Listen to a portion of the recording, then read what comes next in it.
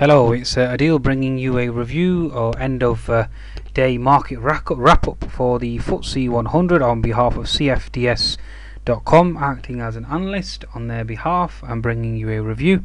Hopefully this will continue going forward, and hope you certainly subscribe to the YouTube channel for CFDS Education, and also follow the Twitter handle as well at CFDS _education also. Okay, and obviously we have a website as well, and I'll certainly give you the website address for you to follow the charts and analysis of the markets. Okay, right, so FTSE 100, let's try and sum things up with regards to fundamentals. First of all, we had the Asian markets higher over the Sunday and night and Monday night.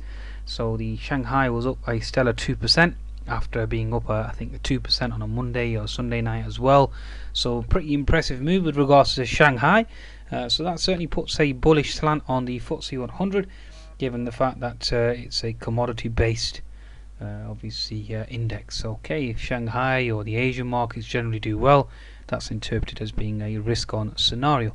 Okay, so the Nikkei was certainly higher as well, so that's certainly being interpreted as being bullish. Therefore we had a bullish bias from the offset. Okay, the negative bias we had was the elections from Spain, the uncertainty regarding Greece, obviously with the euro slipping quite substantially. We certainly had obviously the Aussie and the Kiwi come under pressure as well later on. Okay, so that was certainly the actual risk off scenario, or the bearish sentiment that was emanating from there. Okay, which obviously eventually did cause the FTSE 100 to close down quite substantially. I mean, if we look at the FTSE 100, we can see that the FTSE itself closed, let's just have a look here, actually closed at minus 82 points for the day, so minus almost 1.2% down. The gainers were Royal Mail, that was pretty impressive. EasyJet, we also had obviously good earnings from Ryanair, etc. As you can see here, majority of the actual companies that were negative were BHP Anglo American. We also had the Royal Bank of Scotland as well, certainly under pressure, so mainly the miners. Okay, so that's basically what we're interpreting thus far with regards to the FTSE, and we'll try and work out exactly why. Mainly it's the commodity and banking stocks obviously that put pressure on the FTSE later on. Okay, so the bullish scenario is the economic data as well with regards to the FTSE 100. We had the CBI data come out today. That was pretty stellar, pretty impressive. Came out almost twice the expectations. So a very bullish slant or scenario with regards to the economic data out of the UK.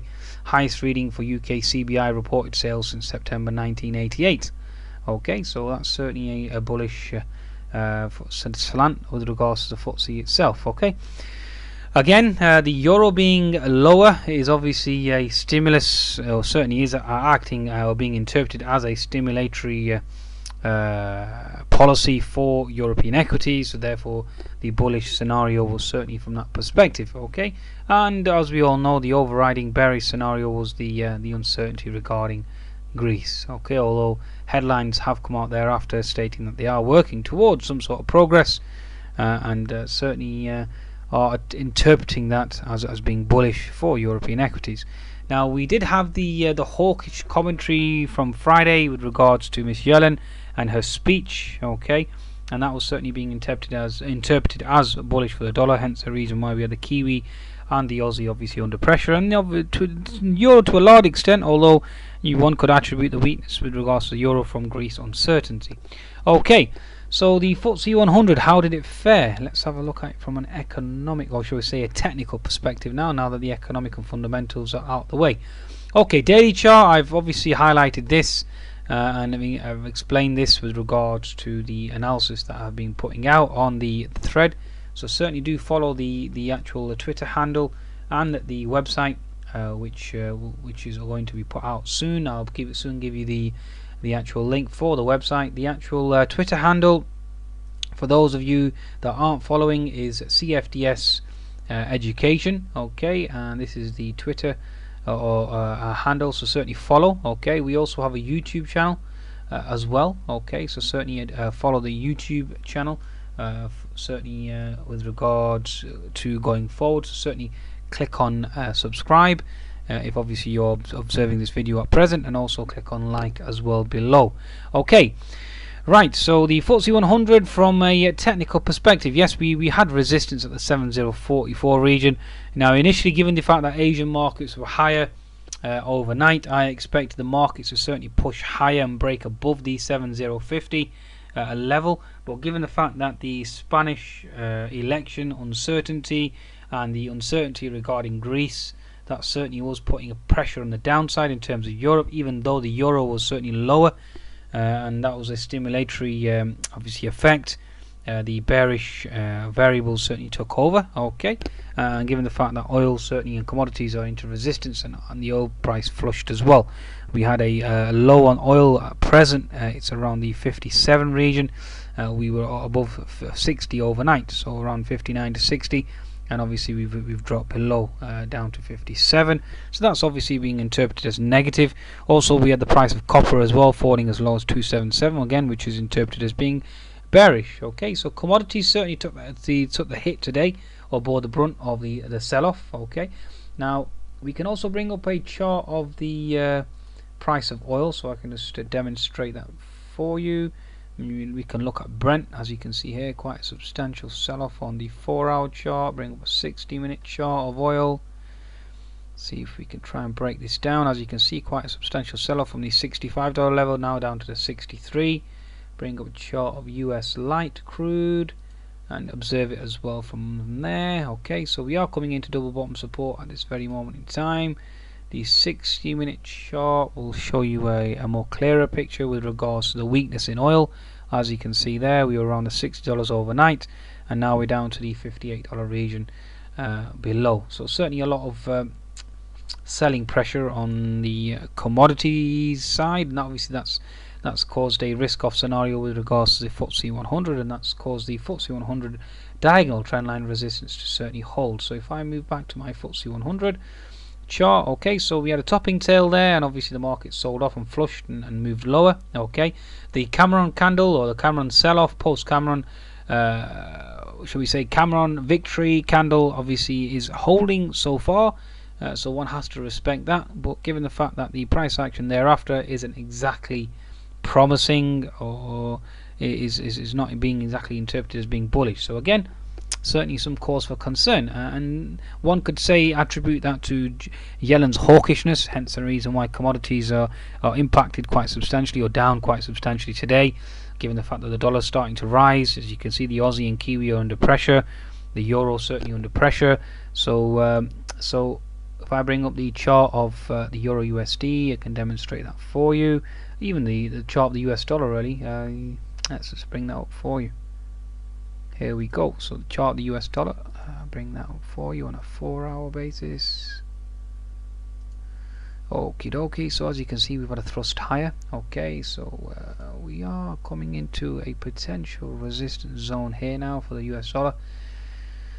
Okay, a daily chart itself as well. This is all down to Yellen. So a move higher on the dollar index, as we all know, is negative for commodities, given the fact that the FTSE 100 is a commodity index.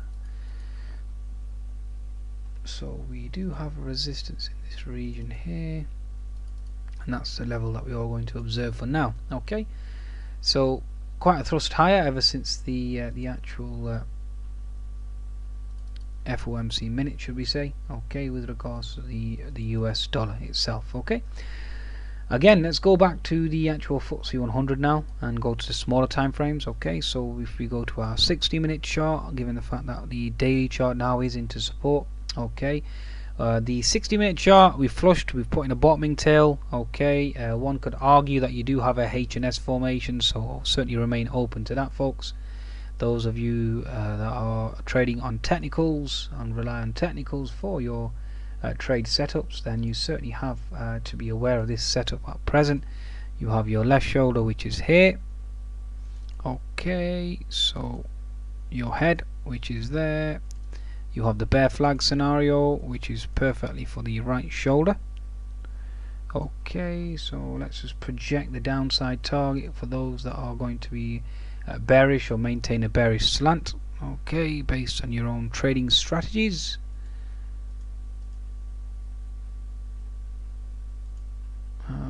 Okie dokie, so let's work out the H&S target for the FTSE 100. Okie dokie, so we have there. Just bear with me, folks. I've actually broken a finger playing cricket on the weekend, so this is absolutely very painful to be typing at this very moment in time, but we'll get through the pain. Okay, I've basically broken a finger. I was at mid-on and the chap hit it very hard and flat. I didn't actually pick up the ball due to the trees in the background, and the result was a broken finger and a broken nail, and now it's in a mallet, and I'm attempting my best at keeping it straight, otherwise this finger will never be straight again. So the joys of sport. Okay, so we have 6990, so let's just call it 7060 to make it easy to calculate. Okay, minus your 6990, which is your neckline, head to the neck, so you're looking at 70-point drop, so 69 potential 6920 target on the downside. Okay, so be aware of that. Okay, at present you are into the horizontal support.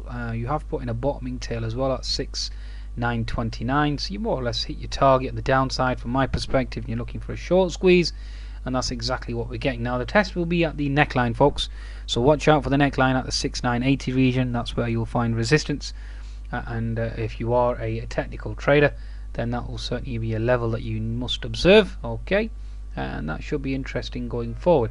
Now a 10-minute chart of the FTSE 100, let's just bring that up for you, and let's see if we can interpret anything at all. We had this key trendline support. Obviously it was, once it was negated, then good night to that trend line. Okay, so previous support equals resistance. That certainly held very well. The market's obviously sold quite substantially ever since. We've had a move from 7030 down to 6930. I hope it's a 100-point sell-off. Okay, as we all know, we have support in this region here.